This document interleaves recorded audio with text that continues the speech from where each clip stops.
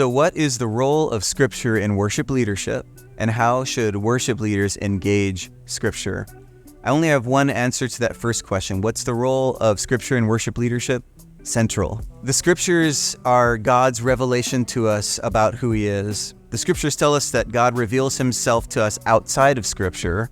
Romans 1 tells us that we can perceive of Him in nature and those kinds of things.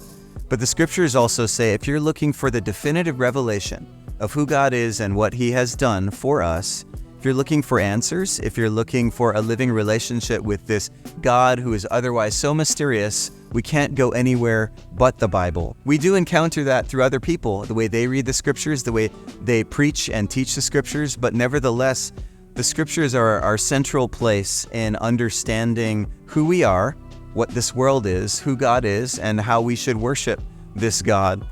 Which means that you and I, how should we orient ourselves toward those Scriptures? We should be students of it. We should seek to study it and know every book of the Bible. We should read it, meditate on it. We should pray it. And I'll camp here for a little bit on praying the Scriptures.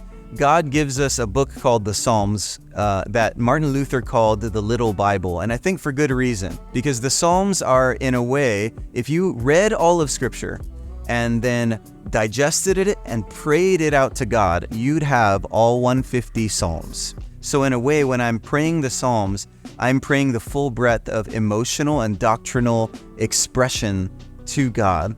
And so I think one healthy habit of every Christian, but at least every worship leader and every worship pastor, is to regularly be praying the Psalms. And I mean literally getting on your knees, opening up the Psalms, and speaking them aloud before God in a way that's attempting to pray them from your own heart as best as possible. I found no more formative practice that shaped the way I've led worship. I found no more practice that shaped the way that I have been a Christian, a way that's kind of stabilized my anxiety.